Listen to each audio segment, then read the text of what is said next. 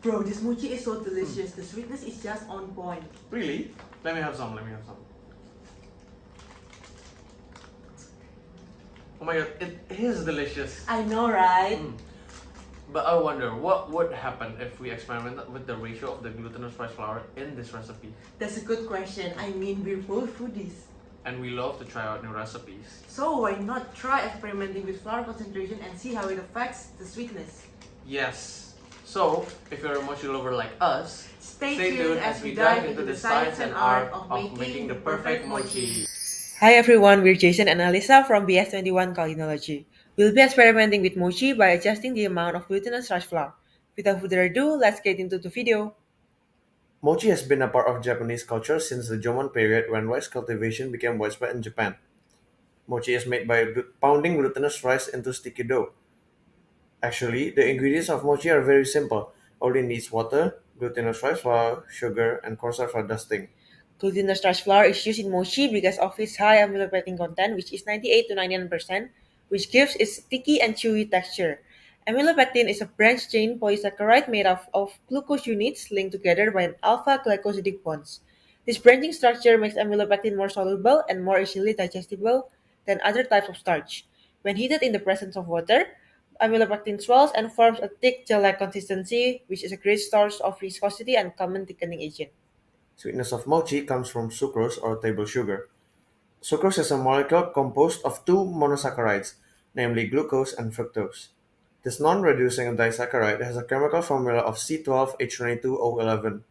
All sugars are sweet because they contain hydroxyl groups with a particular orientation that can interact with the taste receptor for sweetness in our tongues. A study by Facey found that how long it takes to taste sweetness depends on the type of gums used.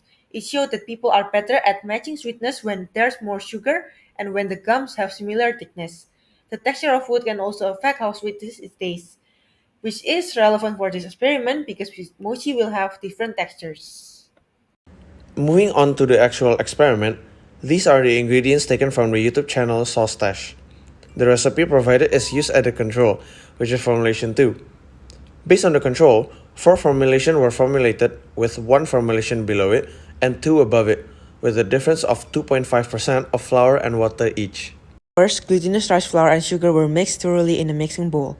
Water was gradually added into the mixer while it was being mixed until a cohesive dough was formed. The dough was transferred into a microwavable bowl and the top was covered with a cling wrap. Using a knife, 7 small holes were made on the cover. The mixture was microwaved on high for 1 minute. The bowl was removed from the microwave and the mixture was stirred with a wooden chopsticks until it was smooth. Then covered again and microwaved on high for another 30 seconds. Next, it was removed from the microwave and the mixture was stirred again. The countertop was dusted with cornstarch and the mochi mixture was transferred onto it. The mochi was kneaded for 5 to 10 minutes until it becomes smooth and elastic, then allowed to cool down before sensory evaluation. Analysis was performed to evaluate the sweetness, chewiness, and viscoelasticity of the mochi product. Panelists was given a randomized sample with 7 grams of mochi each.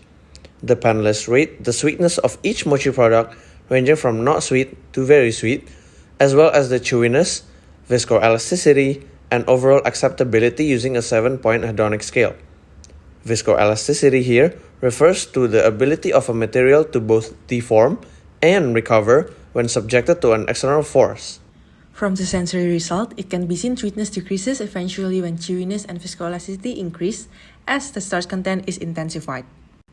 Like the theory, the starch molecules form a gel-like network or structure when hydrated. This gel-like structure can lead to entrapment of the volatile flavor compounds, limiting their mobility and release. The starch matrix acts as a physical barrier, hindering the release of the flavor compounds, sweetness in this case. Moreover, Matluti found that the sweetness increased as water mobility increased. Sweet taste disrupts the balance of water and salts, activating ion transfer, creating an electrical charge. Dissociation of water molecules around sugar increases the charge, enhancing sweetness perception. This theory aligns with our sensory data, decreasing sweetness taste as starch content thickens, decreasing water mobility. So there you have it. This mochi experiment has shown us that the concentration of flour can impact the sweetness of our mochi. It was found that using more hydrocolloid may have resulted in less flavor release because the flour was forming a barrier around the flavor compounds, preventing them from being released and detected by our taste receptors. We hope you find this experiment informative and enjoyable. Thanks for watching. Thanks for watching.